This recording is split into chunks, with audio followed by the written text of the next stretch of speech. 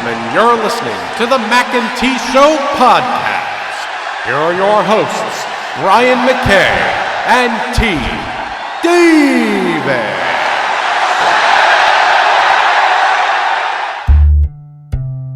This is the Mackay T Show. This is the Mackay T Show. We talk movies and TV shows, sports and world news, coasting like on a world cruise. Hosted by Brian Mackay and T Davis. Yeah, you can't tame us. We're going to the top, we're becoming famous. What time is it? It's time for the Mackay T Show. What time is it? I said it's time for the Mackay T Show.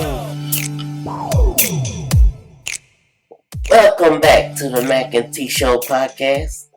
T, welcome back. It's been a few, it's been a while. I didn't think we was coming back for a minute there. Brian became Uncle Daddy and we don't know what's going on. Yeah, it's been a minute. But glad to be back and starting a new season here. And like always, make sure you are subscribing and listening at all the platforms. We are not just on YouTube anymore, people. Look us up. We're on iTunes. We're on Google Play. And y'all ain't ready. I'm working every day to get us on some other platforms. So as soon as those platforms are up, I will give you the links and put them up on our. Go follow us on Facebook. Hit us up on Twitter. The Mac T Show, at the Mac T Show, and you can search that on Facebook, Twitter, Instagram. We're all over the place, so check us out. Ain't gonna do it. And as always, you can hit up the show and email. It's the mactshow@gmail.com, and all that is down in the description bar below. So fear not if you did not hear me if I spoke too fast, which I've been seeing in the comments that I have a tendency to do, and that's fine. So let's go ahead and kick this show off.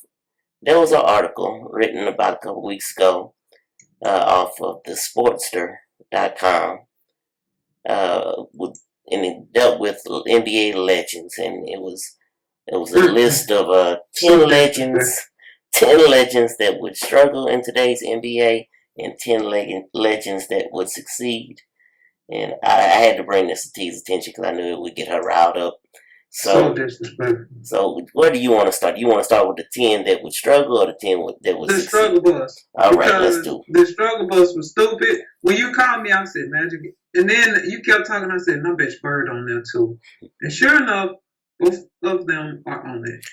And I just thought it was so disrespectful. And I loved how they did it. It was almost poetic the way because it was one of those articles where you had to click through to see see the next one, and this is how there really is no order. They were just kind of listing, but the way they put the order down, it was this is just the struggle list, the 10 legends that would struggle: John Stockton, Larry Bird, Wilt Chamberlain, Charles Barkley, Steve Nash, Jerry West, Moses Malone, Isaiah Thomas, the Iceman, George Gervin, and the last one they had on the struggle list was Magic Johnson. And I said, I got to send this to T. Okay. But yeah, I don't know.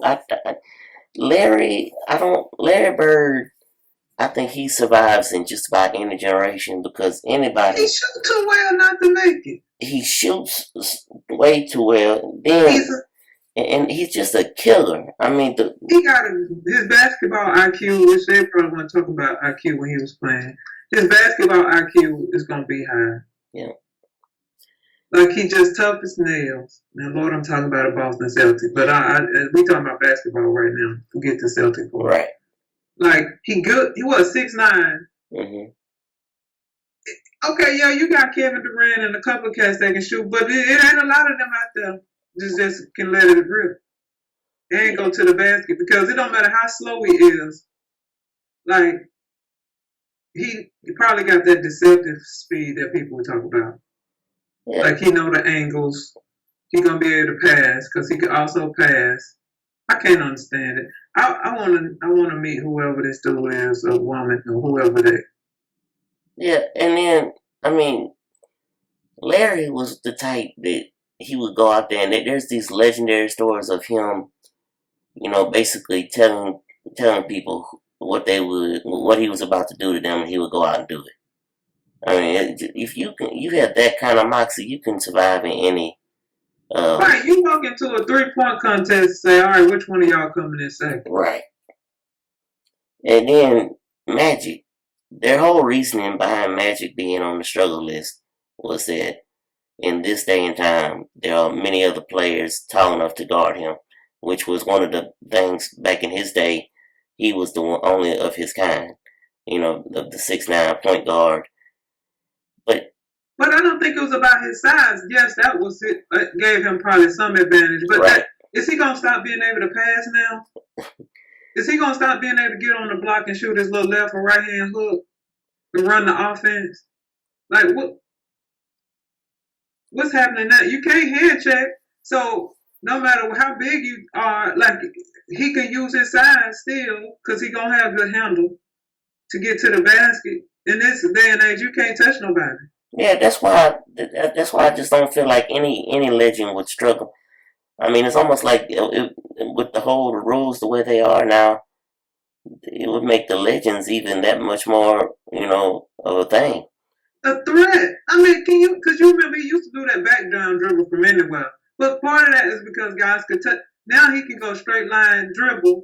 Who gonna run the pick and roll? Like, you got 6'9" and run it with whoever. Yeah, Michael's on record. Like it's a lot of LeBrons out here. Who are they talking about this big at the point guard spot that's gonna be guarding him? I don't know. I don't know who they would consider big enough. Westbrook going to the block. Hey, I don't care how athletic he is. We're going straight to the block, and we got who else? Like Chris Paul too little. Damian Lillard too little. Every point guard you name too little, so now you're gonna put them on whoever the 2 guard. They still gonna struggle. So it's still like what? I'm confused. Yeah. And then how you got Steve Nash on them? Yeah, he can shoot. Him and Isaiah Thomas, both of them with the no hand check rule, they would kill. Yeah, he just all over the place. He would be just a smaller version of Westbrook. And Charles Barkley would dominate because of his size. He was smaller, and I don't think you understand how athletic he was. Right. At 6'4" or 5" or whatever he is. And the rules were a lot different back then, and he was still dominating. So now, being the rules that where they are now, he would just have a field day. And he said as much on TNT. He says a lot, but he said as much about the only person on here that I think might be accurate is I've never really seen a lot with Jerry West. But I don't know how much. I don't know how good he. I don't know how. I mean, I know he was on those Lakers teams that win and kept losing to Boston, but I don't know that he. I feel like he might struggle. Just from the little bit I know about him from the 60s and 70s when we was losing to Boston all the time. Way to go, Jerry. I'm sorry. The logo. Right, the logo. Right. That's what they gave him. You know why he got that? They felt bad because he kept losing to Boston.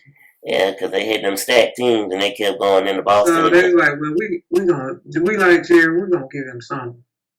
Let's just let him be the logo. Yeah. The Iceman, he athletic. He would be like, what's the dude that put Iguodala or somebody? He's still going to get to the rim. I don't care what you're talking about. That finger roll still going to be effective. Mm-hmm. Again, can't nobody hand check.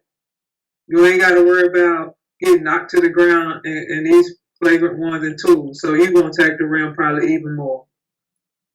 And John Stockton, you can still run the pick and roll. I mean, all day. And he can shoot off the pick and roll. It ain't like he just was passing them alone every time. And even though centers are a lot different today, Moses Malone, that's almost a reason. If you're going to put Shaq on the list of those who would succeed, you ought to put Moses Malone. Because all he's going to do is defend and rebound, which is what he did. Yep. Why is that changing? It's not. But yeah, it was an interesting list. The succeed list was, They ain't have nothing else to do. I don't know. The succeed list was as followed. It had Shaq, Michael Jordan, Allen Iverson, Jason Kidd, Scottie Pippen, the Big O, Oscar Robertson, Hakeem, the Dream, Elijah Wan, Reggie Miller, Kareem Abdul-Jabbar, and David Robinson. And I'm just thinking to myself, can I ask you a question? What was the timeline for this? When was the cutoff? I don't know, but I'm looking at the succeed and the struggle and going back and forth. And I mean, they got a lot of the same type of players on both lists. It was confusing to me. I think that they were just trying to spark a debate, and they did for a while because I saw a lot of people commenting and I had actually heard about the list on one of the ESPN shows. I can't remember which now. But I heard them talking about it, and it made me go look it up, and I was just like, wow.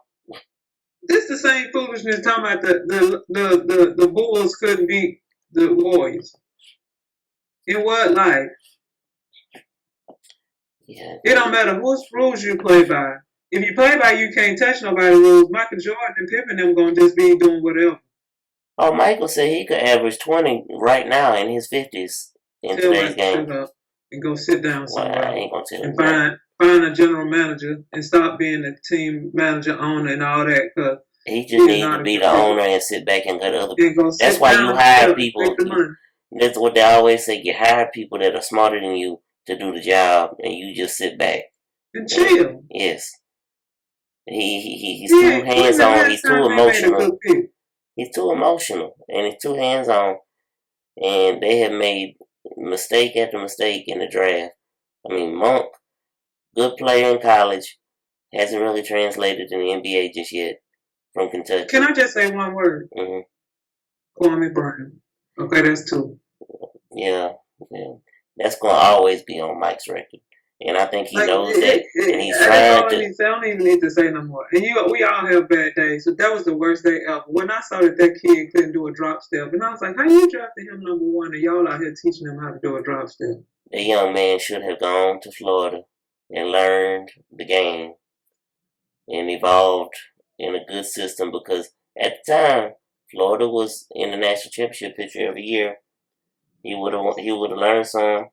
He would have been. He was doing his thing. Yeah, and he just was not ready. He was overwhelmed. He was young. He was, just everything about young kids, everything about the one and done rule, or just a straight out of high school rule that they hate. He was Kwame Brown. He embodied it. Yes, that's the word. Yes. So what do you know about Oscar Robertson? Because I'm like, how'd he get up there? Like, I know he averaged a triple-double, but I seen highlights. It ain't like he was the most athletic guy in the world. No, he was almost Jerry West-esque. The way right, they played. Like, how is he on them? I guess it was just the time that he played in and the teams that he was on. I mean. But we talking about moving him into the 20th century. Mm-hmm. Hey, Yeah, I don't know. I mean, he was a bigger guard who was real stiff. I mean, he wasn't real athletic, like you said. So. But he'll regular size guard now.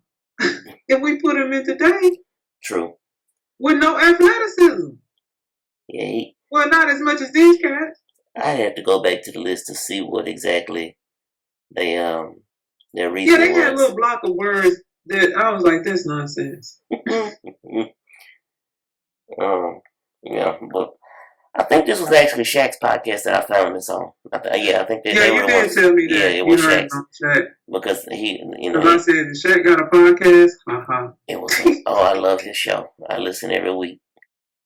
I don't like this list. I can see that, you will say Magic not as athletic. He still can pass the ball. He still got a high IQ. Like, with his personality, he would have all kinds of marketing stuff. And if you put a bunch of athletes around him, I mean, we talking about a bigger, better Lonzo Ball, and he doing fine in this league. He weighed He way more athletic than Lonzo Ball. Listen, and that's what we talking about, really. A taller Lonzo Ball. Is that not right? Listen to the Laker fan. Is that fan. not who Magic is? Wait. Listen to the Laker fan saying that Lonzo Ball is doing well. Everybody in the world is talking about his game. No, I'm saying he's playing fine in this game. The point is not about how, and he averaged 10, 7, and 7. But we just talking about being able to play in this. Like he's being able to play. Yeah, I know. Affect the game because they talk about. I didn't know he was supposed to be this good on defense, but they talk about how his defensive numbers, if you look at analytics, are very high. We know he can rebound. Like how is Magic not going to be able to play if this kid can? Magic going to shoot better than 45% from the free throw line. Oh yeah, I agree with you. I hear you. Yeah, the list definitely up for debate. Please let us know if y'all have any comments on what you think about the list, and go look it up. It's at sportster.com. No, I ain't finished. Now, who is Larry Bird? He better than Kyle Korver. Oh, Kyle played. No, I'm just saying that we're going to try to find somebody to match. We can just drop Korver out the lead and put Larry Bird in that spot. Catch shoot. He going to be able to defend a little better, too. I'm just saying. Oh, yeah. So we're going to stop with this. Because I don't appreciate it. So this is our next topic. It's a little dated, about a month old now. But because we haven't been around, I haven't got a chance to talk about it with T, so I wanted to get her feelings on it. The Nike 30th anniversary campaign, where they featured Colin Kaepernick. What were your thoughts on it and the aftermath and the fallout from it? I want to hear you, and then, I'll give you mine as well. I was like, where were y'all when, like, earlier in the game, when he was taking all that heat? Where was Nike? And that's all I want to know. Where were y'all earlier? Now that he out the league and pretty much ain't playing, okay, y'all giving him little trinkets in his pocket or whatever, he getting paid for this, but where were y'all then? Why didn't y'all have some kind of support for him, some little video or something then? And there's actually articles out there here in the last week or so that say that there was a point right before the campaign came out that they were thinking, Nike that is, pronouns, they were thinking that they were getting ready to cut ties with him. But they saw a money opportunity, and they like, it's probably more people out here that understand what he is doing than don't. And so we just gonna go with it. I don't know that they care either way. It's all about money when you talk about these kind of corporations. I don't think they care, necessarily about the black cause or any other cause for that matter. It's the opportunity. It's that bottom line. Talked about free publicity. You got reverends in churches talking about it. So that's like places that you would never be talking about Nikes in some church. Because it just don't fit. But then you just wind up in all these different conversations. Some people would say there's no bad publicity. And all the people that was burning shoes, go sit down somewhere. Them shoes look like they needed to be burned. Every shoe, did you see a new shoe burn? I didn't see not a brand new shoe burn. Every shoe that was being burnt, the soles was coming off. There was not a new shoe burnt in the whole bunch. Yeah, so stop with the fake outrage and go get a new pair of shoes to burn. Otherwise, I don't want to see how mad you are at Nike, because you're going to get you some money. And listen, I'm just here to tell you, if you are thinking of burning new Nike shoes, I can give you my address. You hit me up in my DMs. But just take them to a homeless shelter or something. Yeah. I mean, there's so much more. Did Nike actually send out how to burn your shoes, or was that somebody else? I think that was just the internet deal. But it's kind of funny, though. It was hilarious. I just, you pretty much said everything that I was going to say as far as, this just about being about the bottom line. And it worked in Nike's favor because their stock is at an all-time high. I just checked it. It's like 70 cents down as of last week, but I mean, it skyrocketed within the month that all this went down. Yeah. So it worked. It worked in their favor, and it furthered along the conversation. Whether some people want to have it or not, I mean, conversation's still out there. It started the conversation again. Now it's died down again, and it is what it is. And his comrade in all this craziness, Eric Reed, was signed by the Carolina Panthers a week ago, and he played his first game with them this week. And he actually knelt before the game in the national anthem, and was a big deal made about it now. Well, just like I knew, just like everything, it blows over, and there was no big deal.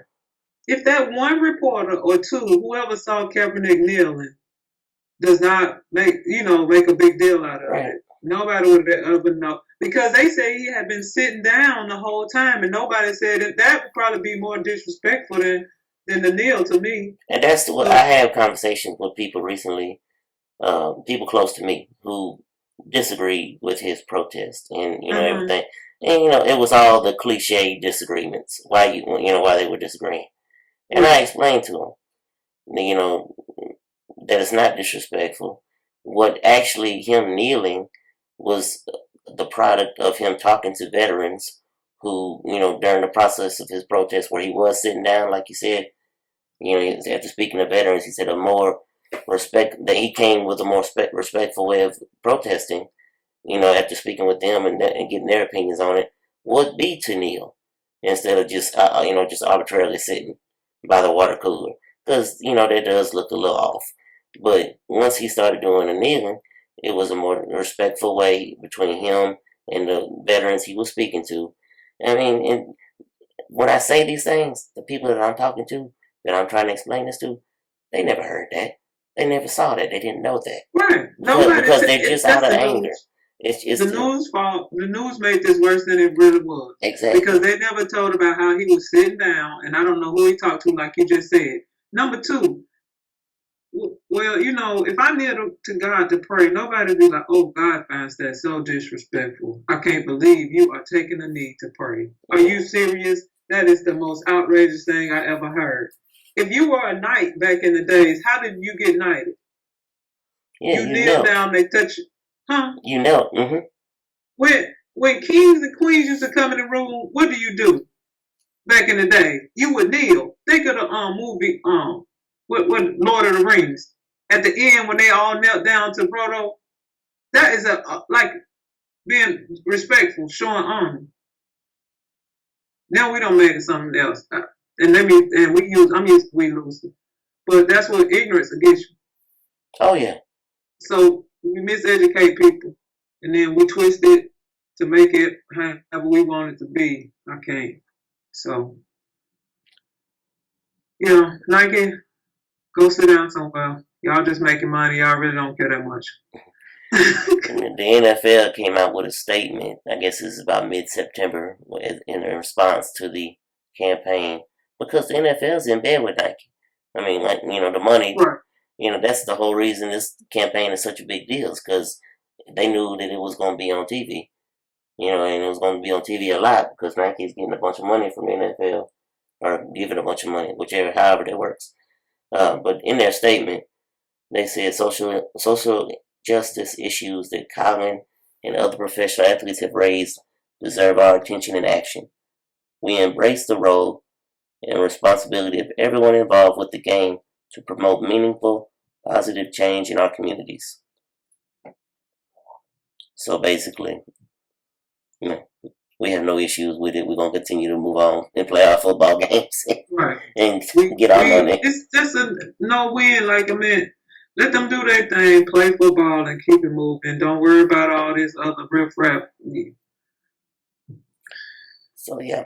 But, yeah. So, well, I got a question. Okay. Because we ain't talked about this. What's your position on the whole Kavanaugh thing? Not the sexual assault piece, just him being the new Supreme Court justice. What you think about how it all went down, and from what you saw, if you watched any of it, because some people haven't been paying any attention to it. I saw highlights of the doctor, her testimony. I didn't actually get to see her. I came in right as Kavanaugh's was starting. And I'm going to be honest with you, I don't know. I wasn't there. Don't know who did what. If anything did who, whether or not he was the one who did this to her, or what have you.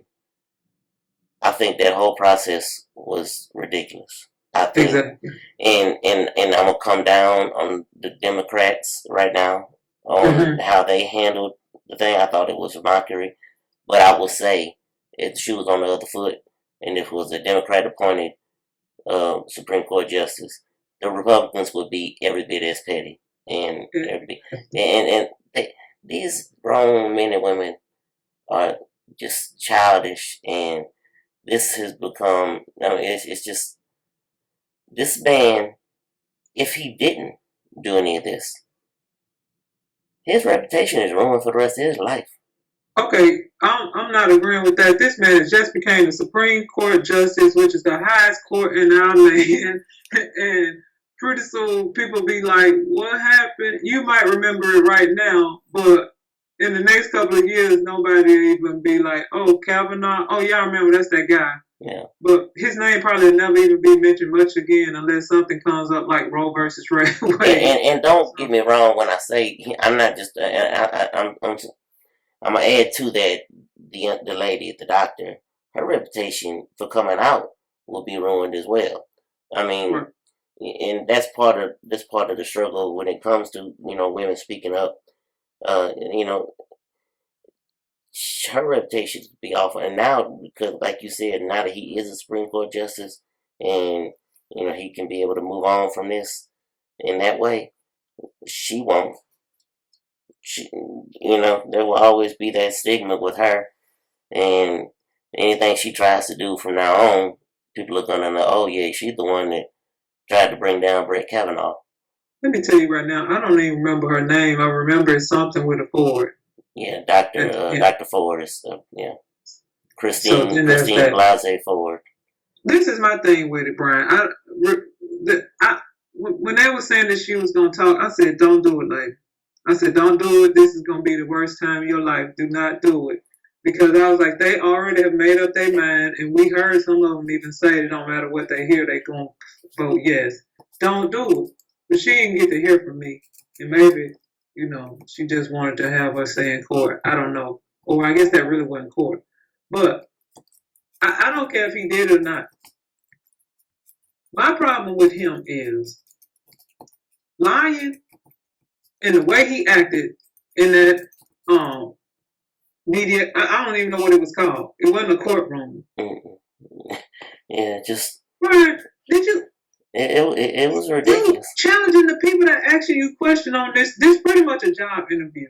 And you acting like, I dare you ask me, did I drink till I blacked out? Well, I don't remember who I was talking to when all that was going on, but I remember telling them he was in there acting like a lawyer when the public opinion and the public that was watching is not going to understand why he's lawyering his way out of saying whether or not he would be open to FBI investigation. But the way he was doing, he came off so awful, and as far as being in the public eye of the common man. Right, just say yes or no. Just because they're gonna keep asking you, just say yes or no. That's what I'm sure Joe Public was screaming at the TV watching that, because he did look like a fool. And go ahead. No, I'm just saying, like, he just kept lawyering his way around answering questions. Brian, when you talking about rapping, that's when I got a soft stomach.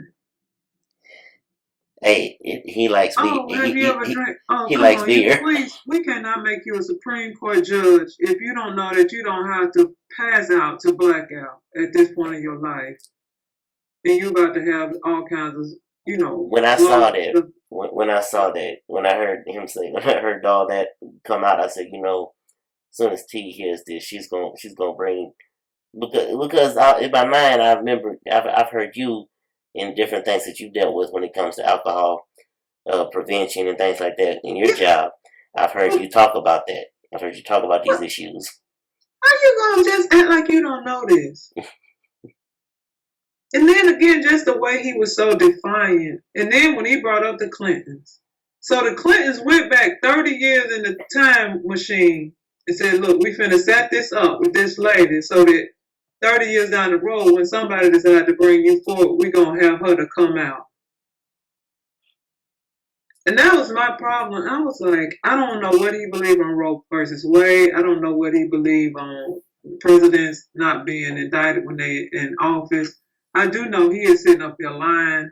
And if you're a judge, I cannot have you lying like this. And then all the time, early before this part came, I watched some of the pieces where they were questioning him during the regular process.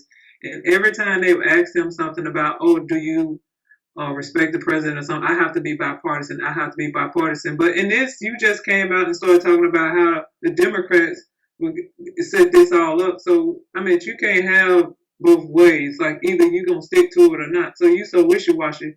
I just would not have liked for him to be on the court on those pieces alone. Whether he did the sexual assault or not, we'll never know. But you out here lying on simple stuff. You know, if you lie on little stuff, Brian, that leads me to suspect that if it's really big, you definitely it's easy for you to lie.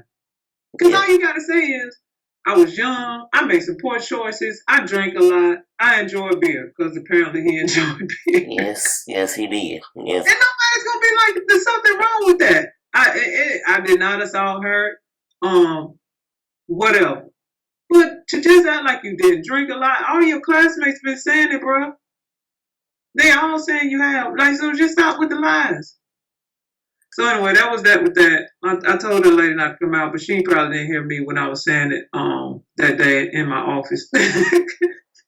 And when they started talking about, don't do it, lady. Don't you do it. When they started bringing up his friends and calling them by their nicknames, I was like, this here. I was like, what the world? This here has become a ridiculous. The whole process was not great, and we just further embarrassing America. It's an embarrassing time right now in my eyes, because this is ridiculous. All this stuff we've been doing, and like you said, the government, like both sides, act like, oh, they just so outrageous. Both of y'all be doing outrageous stuff, and y'all don't care really about the people that y'all supposed to be serving. No, it's all about the power they believe that they wield. And you can start with power, and that's all it's about, the power. Speaking of power, the show. Yes. What happened on the end? Because I don't think I know yet. So it has been confirmed, people, for everyone who watched the season finale about a month. It's been about 2 or 3 weeks now. Angela is not dead. The show co-creator. Go back. I didn't know Angela was supposed to be dead. So, yeah. I knew 56's character had gotten shot with the whole setup with the gun. Right. So, because I don't watch it. People have to tell me what happened. So yeah, the last episode ended with Angela confronting Ghost, and because her people are barreling down on her. Basically, they've given her 24 hours to come up with a story or come up with whatever she wants to say, and because we got all this evidence on you, we know that you've been in cahoots with St. Patrick and all, blah blah blah. They think that she's part of his drug and everything, so they're really about to try and come down on her. Well, she's trying to save all of them, so she goes and she tells Jamie what's going down. Well, in the midst of all this, Tommy has done, he's all in his feelings, and he's ready to just go after Ghost. So he is above them in this. I don't know if they're in a school or a locker room or wherever they are. I can't remember as much, but he's above them. And all of a sudden, when Ghost looks up, he sees Tommy pointing the gun down in that direction. No, Angela looks up and she sees him, and she pushes Ghost out of the way, and she gets shot. So the episode ends with her on the ground and Ghost holding her, and he looks up, he sees Tommy, he screams, and so this next season him and Tommy gonna be going at it. Oh, I can't. I need them not. They already don't have their beefs. Can we not come up with something new? it seems like they're always at each other, but I think this time it's a lot more. It's gotten a lot more serious because Tommy, who found out his father was alive, and he come into contact with his father. His father gets out because he's about to snitch on. Originally, he was gonna snitch on Tommy, but he tried to turn around and make it all on Ghost and bring Ghost down. Tommy. His dad was the snitch, right? Yeah. So okay. Tommy finds out that his dad was a snitch, and but Tommy only hears it because Ghost put it in his other guy's ear. Because Ghost knew he couldn't tell Tommy. If he did, Tommy wasn't gonna believe him. So he puts it in this other guy who was part of the battalion, little cartel, in his ear to tell Tommy. He tells Tommy. Tommy only believes that his dad's out there trying to snitch on him. His dad really couldn't get. At that point, his dad knew that it was over with. He knew that he couldn't get Tommy to understand. He was gonna try and flip this on Ghost. Tommy was gonna be in the clear. So Tommy winds up killing him. And that's what got Tommy kind of over the edge at this point. Now he's just got in a good relationship with his father. Had to kill him because he was a snitch. Now, now he's mad at Ghost. But I'm loving. It's the way I'm bringing it to you. It's not all that. There's a lot of other details in it. Right, we didn't even see Tariq in the last episode, and he's had a big storyline this whole season. We still wondering where that little baby is they had. She grown. She went from being the soap opera grown. She went from baby to about 8 in about three episodes. She grown. Growth spurts will get you every time. Yes. So there's that, and so next season gonna interesting to see where Tariq goes because he's the one that framed 50 Cent's character, Kanan. And, basically he was there when Kanan got shot up and in the shootout with the police. And then, so he took that hard because Kanan was more... He liked Kanan. Yeah, he really liked Kanan. So that's going to be interesting to see where he goes. Even though Kanan was using him, but that's another story for another time. and so Ghost and Tommy will be at each other's throat. Angela's out there, trying to save her butt. Tasha trying to save Tariq from going to jail. It's just, it's all wild, and Empire's getting better as well. Speaking of things. Oh, I didn't know they were better. I need to try to watch one of them. Yeah. If you get a chance, I don't know if y'all get, regular people out here like me watching antenna TV and don't have cable. But PBS is dark money. Because I don't think we know what's going on in our government. Like, some people don't care to know. But some of the stuff that's happening with this lobbying and all is so bad, Brian. I watched some of this. I was like, this is just so bad. I knew that you did the whole TV thing, the TV antenna thing. I had gotten one because my brother was without his AT&T U-verse for a couple of days.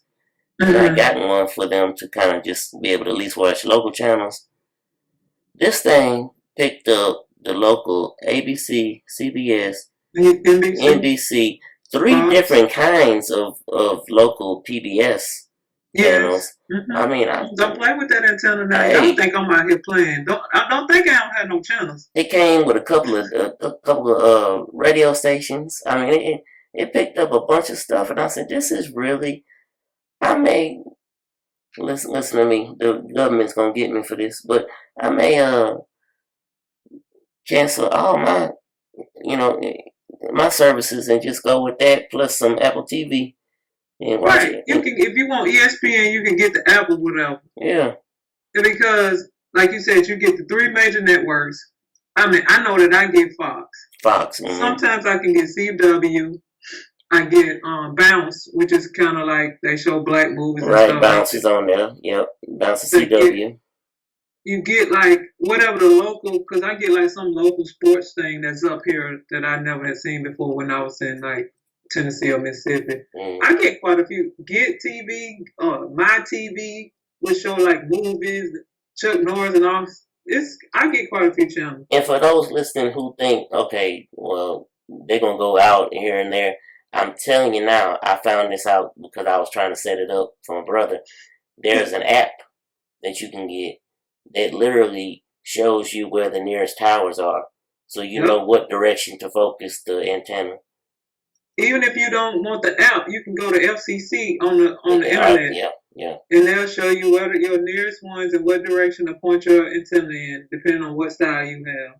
And it'll show you which ones should come in strongest in your area and which ones are going to be a little medium or weak signal. Yeah, it's a beautiful thing. If you want to save a couple $100, probably a couple $1,000 a year, because some people paying $100 and something for it. And I'm telling people, some channels you ain't watching. People, this is an antenna. It's called a Clear TV antenna. It's the one I purchased. It was $15 at Walgreens. $15. You get clear 1080 HP. You get all HD. Yeah. Mm-hmm. And it's clear picture. It really is nice. And yeah, it's definitely. As long as you don't have like. The only time I get static is when a couple of cars drive by. And that's just because of where I am. Because I'm not really close to that many state towers. So, but yeah, don't play with it. Free TV is the real thing. Y'all better get on it. And the way that they're doing digital now, where you can get subscriptions to, like HBO and Showtime, and like if you have an Apple TV and you got an internet service, you can watch all these, you can watch HBOs and the Showtimes and the ESPNs, like you said. You can get all that. And HBO and Showtime stuff, you might not be able to get the stuff till the day after, but who can't wait a day to get a show? Right. That's why Stars got this thing figured out, because Power comes out 11 p.m. my time, so it'd be 12 p.m. Eastern on the Stars app. You can watch the latest episode Sunday midnight Eastern time before it even it comes out that night on the regular Stars. Yep, Stars are ahead of the game on this. Get your antenna TV. Change your life, save some money. Yeah. Especially if you ain't watching it. Matter of fact, I get the channels where they be selling stuff. HSN, it's another one, GSN or G something. I've been caught on there a couple of times watching stuff, thinking that I needed the vacuum, the carpet cleaning vacuum. I was like, I don't need this. This is how people start spending money they don't need watching this thing right here. So you needed the new blender, the Ninja Chopper 5000. This is really good. I'd be like, no, you don't need that. Oh goodness. Well, I think that's going to pretty much put a wrap on this first episode. I'm so glad to be back, and this is gonna be fun. And like I said at the beginning, check us out, iTunes, Google Play, and the episodes, as soon as I upload them, they go right to them. You can be there to hear it, and I always put it on YouTube like we have in the past. And any updates on the show, check us out on Facebook, Twitter, Instagram at the Mac T Show. That's all you gotta search for. You come up with that, and maybe I'll talk T into next episode, going just the pre-show, just me and her first get on Skype and everything. We go maybe a little Instagram live for everybody, just for 1 or 2 minutes. Watch out. So look for that. Go check us out. Go like, subscribe, and as always, thank you for listening to the show. And I'm one of your co-hosts, Brian Mackay, and I am with T. It's still great to be me, Davis. Praise the Lord, everybody. This has been the Mac and T Show podcast. Thank you for listening. This is the Mac and T Show. This is the Mac and T Show. We talk movies and TV shows, sports and world news, coasting like on a world cruise. Hosted by Brian Mackay and T Davis. Yeah. can't tame us. We're going to the top, we're becoming famous. What time is it? It's time for the Mac and T Show. What time is it? I said it's time for the Mac and T Show.